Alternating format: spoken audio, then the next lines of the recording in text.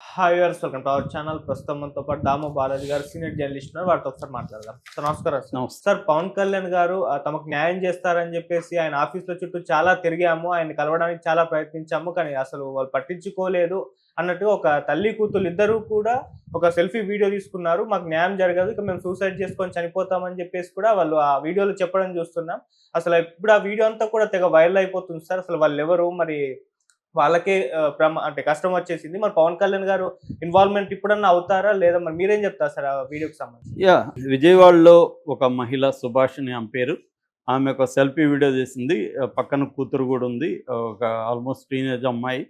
So ఆమె ఏం చెప్తుందంటే, నా పేరు సుహాసిని, నా కూతురు పేరు హాసిని లక్ష్మి. నా కూతురు ఫస్ట్ మందు తాగేసి చనిపోదామని, దాంతో నేను కూడా తోడుగా తాగేస్తున్నాను. దీనికి ప్రధాన కారణం ఏంటంటే, నన్ను గత కొంతకాలంగా 5 మంది వ్యక్తులు వేధిస్తున్నారు. ఒకరేమో విక్రాంత్ పబ్లికేషన్స్ చైర్మన్ చక్రవర్తి, తర్వాత నా భర్త శివనాగరాజు, నా మరిది శివకృష్ణ, నా అత్త దుర్గా, నా మామ వెంకటేశ్వరరావు. ఈ 5 మంది నన్ను కట్నం కోసం, అదనపు కట్నం కోసం వేధిస్తున్నారు. సో నేను ఈ విషయం చెప్పుకోవడానికి పదే పదే పవన్ కళ్యాణ్ ఆఫీసుల చుట్టూ తిరిగాను, సీఎం ఆఫీస్ చుట్టూ తిరిగాను, లోకల్ నాయకుడు బోండా ఉమా దగ్గరికి అనేకసార్లు వెళ్ళాను. కానీ ఎవరు కూడా నా సమస్యను పట్టించుకోలేదు. పోలీస్ స్టేషన్లో అనేకసార్లు కంప్లైంట్ ఇచ్చాను. పోలీసుల్ని డబ్బుతో కొనేసి వాళ్ళు నా కంప్లైంట్ని పక్కన పెట్టేశారు. ఈ టార్చర్ భరించలేక నా కూతురు ఆత్మహత్య చేసుకోవడానికి తాగేసింది. నేను అది చూశాను. నేను కూడా నాకు కూడా చచ్చిపోవాలని అర్థమైంది. నేను కూడా చచ్చిపోతున్నాను. సో నేను కూడా తాగేస్తున్నాను. కనీసం ఈ వీడియో చూసినాకైనా నాకు న్యాయం చేయండి. చనిపోయినాకన్నా మా ఆత్మల కన్నా శాంతి కలిగించండి. ఇటువంటి పరిస్థితి ఇంకొక ఆడకూతుర్లకి రావద్దని నేను ప్రార్థిస్తున్నాను. ముఖ్యంగా రాజకీయ నాయకులకి విజ్ఞప్తి చేస్తున్నాను అనేది ఆమె చెప్పింది. అంటే ఈ వీడియో చూస్తే మనకు అర్థమయ్యేది ఏమంటే, ఆమెకు వేధింపులైతే అత్తమామల నుంచి ఈ విక్రాంత్ పబ్లికేషన్స్ చైర్మన్ చక్రవర్తి నుంచి మొత్తం 5 మంది, మరిది, అత్తమామ, భర్త, ఈ చక్రవర్తి, ఈ 5 మంది నుంచి వేధింపులు గత కొంతకాలంగా ఉన్నాయి. దాదాపు 10 లక్షలు ఇవ్వమని డిమాండ్ చేస్తున్నారు. ఆమెకి ఇచ్చే స్తోమత వాళ్ళ ఇంట్లో వాళ్ళకి లేదు. అది కూడా పిల్లలు పెద్దోళ్ళు అయిపోయి టీనేజ్ వచ్చినాక కూడా వేధింపులు అంటే మనం అర్థం చేసుకోవచ్చు వాళ్ళు ఎలా ఉంటారని. అంటే ఈమె ఏళ్ల తరబడి భరించింది, ఇంకా భరించే పరిస్థితులు లేదు. ఆ పాప కూడా ఆ టార్చర్ను భరించలేక పాప చనిపోదాం అనుకున్నది. దాన్ని చూసి ఈమె కూడా చనిపోదాం, ఇద్దరు తాగేస్తారు. అయితే ఇప్పుడు వాళ్ళు ప్రాణాపాయంతోనే ఉన్నారని చెప్తున్నారు. ఇంకా ప్రమాదం నుంచి అయితే బయటపడలేదు, ప్రాణాలతో పోరాడుతున్నట్టుగా చెప్తున్నారు. సో ఇక్కడ ప్రధానంగా ఏంటంటే, ఆమె ఆరోపించిన దాంట్లో పవన్ కళ్యాణ్ పేరు చెప్పింది. పవన్ కళ్యాణ్ ఎందుకు పవన్ కళ్యాణ్ అంటే, పవన్ కళ్యాణ్ గతంలో జగన్ ప్రభుత్వం ఉన్నప్పుడు చాలామందికి, ముఖ్యంగా స్త్రీలకి ఒక భ్రమ కల్పించాడు. అంటే నేను ఉంటాను అండగా, ఎందుకంటే ఎక్కడ ఏది స్త్రీలకు సంబంధించి జరిగినా కూడా అక్కడ పోయి పవన్ కళ్యాణ్ వాలిపోయేవాడు, ఒక పెద్ద హడావిడి చేసేవాడు, జగన్ని తీవ్రంగా విమర్శించేవాడు, ఒక ఊగిపోతూ ఉపన్యాసాలు ఇచ్చేవాడు. ఇవన్నీ జరిగేవి. కానీ 9 నెలలు అవుతూ ఉంటాయి, అనేక చోట్ల జరుగుతూ ఉంటాయి. మొన్న సుగాలి ప్రీతి ఇష్యూ కూడా వైరల్ అయింది. ఎందుకంటే సిబిఐ దాంట్లో నుంచి విత్డ్రా అయిపోయింది. ఒకప్పుడు ఈయన సుగాలి ప్రీతి దగ్గరికి వెళ్ళిపోయి ఆడకూతులకి ఏమన్నా జరిగితే కబడ్దార్ నేనున్నాను ఇవన్నీ మాట్లాడాడు. ఇవాళ దాని మీద కనీసం స్పందన కూడా లేదు. పైగా ఎవరి భద్రత వాళ్ళే చూసుకోవాలి, ప్రతి ఒక్కరికి భద్రత కల్పించలేము అంటున్నాడు. మరి ఇదే విషయం జగన్ ప్రభుత్వంలో కూడా చెప్పాలి కదా ఈయన.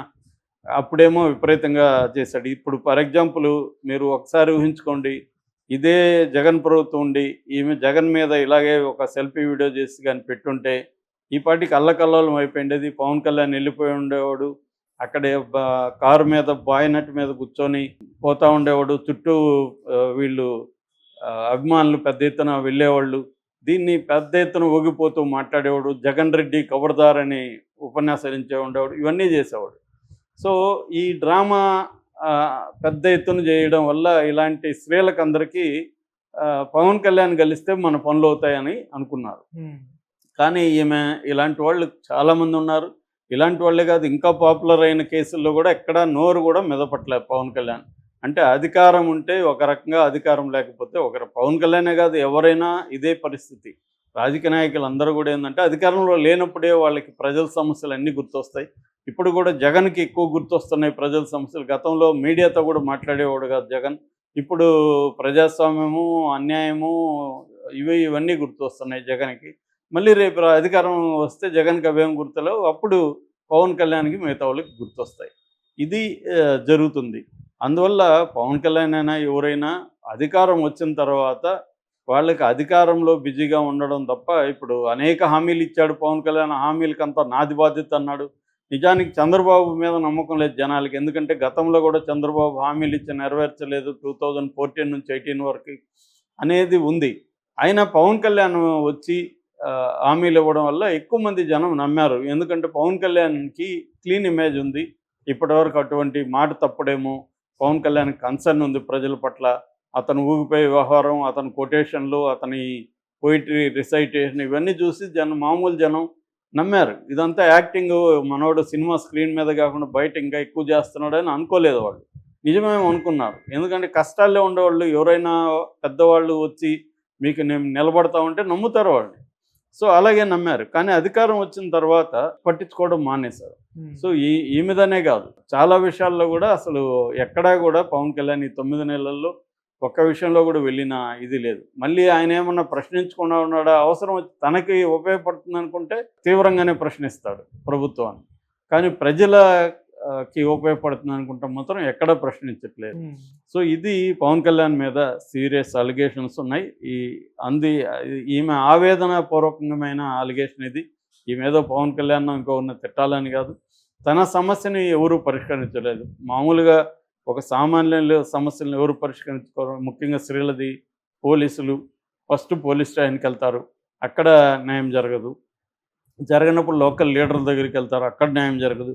జరగనప్పుడు ఇంకా పైన పవన్ కళ్యాణ్ లాంటి వాళ్ళు అయితే గతంలో మాట్లాడారు కాబట్టి ఆయన్ని కలిస్తే పని అయిపోతుంది అనుకొని వెళ్తారు, జరగదు. సో ఈ ఫైనల్గా ఆమెకి ఈ వ్యవస్థ ఏమీ జరగనప్పుడు ఆమెకి మార్గం ఇంకేమీ కనపడలేదు. అది ఆత్మహత్య మార్గం కనిపించింది. అది మనం అర్థం చేసుకోవచ్చు. మామూలుగా అయితే మనం చెప్పచ్చు ఆత్మహత్య అనేది పరిష్కారం కాదు, పోరాడాలి అది ఇదని. ఈమె పోరాడింది. చాలా కాలం పోరాడినప్పుడు కూడా ఆమెకేం ఫలితం లేనప్పుడు ఏం చేస్తారు ఎవరైనా? సో ఇది ఇప్పుడైనా పవన్ కళ్యాణ్ స్పందించాలి. ఇలాంటి వాళ్ళ కోసం అందరినీ వ్యక్తులను రోజుకి కొన్ని వేల మందికి సమస్యలు వస్తాయి, వాళ్ళందరినీ పవన్ కళ్యాణ్ కలవడం అనేది అసాధ్యం. కానీ ఆయన ఏం చెప్పాడు? 24/7 జనసేనలో ఫోను మీరు ఒక కాల్ చేయండి, మా వాళ్ళు అందుబాటులో ఉంటారని ప్రకటించాడు కదా. మరి ఈమె కాల్ చేయడమే కాదు, ఈమె అనేక సార్లు వెళ్ళింది. మరి ఈమె సమస్యను ఎందుకు పట్టించుకోలేదు? సో ఒక నెట్వర్క్ అనేది ఏర్పడాలి కదా. ఇప్పుడు రేవంత్ రెడ్డి కూడా ప్రజావాణి ఏదో నిర్వహిస్తున్నాడు, ప్రజా దర్బారు. అక్కడ నేను రోజు అటువైపు వస్తుంటాను. ఎవ్రీ ట్యూస్డే అండ్ ఫ్రైడే విపరీతంగా జనం ఉంటారు. అంటే ఎంతో కొంత అయితే పరిష్కారం అవుతున్నట్టే మనకు కనబడుతుంది. లేకపోతే అంతమంది ఎవ్రీ టైం రారు కదా. అందులో కూడా అన్ని పరిష్కారం కావు. కానీ ఒక సిస్టమ్ అయితే రేవంత్ రెడ్డి నెలకొల్పాడు. దాన్ని ఎవరు తీసుకోవాలి అప్లికేషన్లు, దాన్ని ఏం చేయాలి, ఒక ప్రొసీజర్. కనీసం అది చేస్తే కనీసం ఒక 10% వచ్చే వాళ్ళ సమస్యలు పరిష్కారం అయితే కొంతవరకు బెటర్గా ఉంటుంది. ఈ సిస్టమ్ అనేది అక్కడ కనబడలేదు. అందరూ కలుస్తున్నారు, లోకేష్ కలుస్తున్నాడు, పవన్ కళ్యాణ్ కొంతమందిని తీరిక దొరికినప్పుడు కలుస్తున్నాడు. కానీ అది సరిపోదు. ఇలాంటి వాళ్ళు రావాలంటే ఒక మెకానిజం ఏర్పాటు చేయాలి. ఆ మెకానిజానికి తగిన వ్యక్తుల్ని పెట్టాలి, దాని పరిష్కారానికి తగిన వ్యక్తులను పెట్టాలి. కానీ ఇప్పుడు ఒక చిన్న ఎగ్జాంపుల్ చెప్తాను. నా క్లోజ్ ఫ్రెండ్ది డెత్ సర్టిఫికేట్ వాళ్ళ ఫాదర్ది. ఆ డెత్ సర్టిఫికేట్లో ఒక చిన్న స్పెల్లింగ్ మిస్టేక్ పడింది. ఆ డెత్ సర్టిఫికేట్ని కరెక్ట్ చేయడానికి ఇతను ఎంఆర్ఓ ఆఫీస్కి వెళ్తే ఫస్ట్ నువ్వు వెళ్ళి దాని ఏమంటారు లాయర్ దగ్గర అఫిడవిట్ తీసుకొని రా అన్నారు. లాయర్ దగ్గర తీసుకెళ్ళాడు. ఆ ఫైలు ఎక్కడ పోగొట్టారు ఎంఆర్ఓ ఆఫీస్లో. ఓకే. మళ్ళీ ఫైలు ఎతకడానికి ఒక 2 నెలలు పట్టింది. లేదని చెప్పడానికి ఇంకొక నెల తీసుకుంది. 3 నెలలు అయిపోయింది అక్కడ. మళ్ళీ ఒక 6 నెలలుగా మళ్ళీ అప్లై చేశాడు. మళ్ళీ అప్లై చేసి కూడా 3 నెలలుగా ఇప్పటికీ అతనికి రాలేదు. మెసేజ్ అప్పుడప్పుడు వస్తుంది, ఏమంటే విఆర్ఓ దగ్గర ఉంది. తర్వాత విఆర్ఓ నుంచి ఆర్ఐ దగ్గరికి వెళ్ళింది, ఆర్ఐ నుంచి ఎంఆర్ఓ దగ్గరికి వెళ్ళింది, ఎంఆర్ఓ నుంచి ఇప్పుడు ఆర్డీఓ దగ్గరికి వెళ్ళిందని లేటెస్ట్ మెసేజ్. ఇదేమన్నా అట్లా సీఎం దగ్గరికి వెళ్తుందా ఒక డెత్ సర్టిఫికేట్ ఇవ్వడానికి? వీళ్ళేమో కథలే అని చెప్తుంటారు బయట. ఒక వాట్సాప్ మెసేజ్ ఇస్తే మీకు 500 సర్వీసులో 200 సర్వీసులో ఇస్తామని. ఇది నా ప్రత్యక్ష అనుభవం ఇది. ఒక డెత్ సర్టిఫికేట్‌కి 6 నెలలుగా అవ్వల. డెత్ సర్టిఫికేట్ లేకపోతే అతని ల్యాండ్ పాస్‌బుక్ రాదు. పాస్‌బుక్ రాకపోతే అతను ల్యాండ్ అమ్ముకోవడమో, ఇంకోటి చేసుకోవడం కుదరదు. అంటే ఒక డెత్ సర్టిఫికేట్‌కే 6 నెలలు అయితే కూడా రాకపోతే, అంటే ఒక 1 ఇయర్ తీసుకుంటే, ఇంకా మిగతా వాటిని మనం ఆలోచించొచ్చు. ఇది మన చంద్రబాబు ప్రభుత్వంలో ఉండే పరిస్థితి. అంటే ఏ ప్రభుత్వాలైనా పేద ప్రజల జీవితాల్లో ఏమాత్రం చేంజ్ లేదు. అక్కడ మాత్రం మనుషులు మారుతూ ఉంటారు కొంతమంది అటు ఇటు. అంత తప్ప ఇది జరగదు.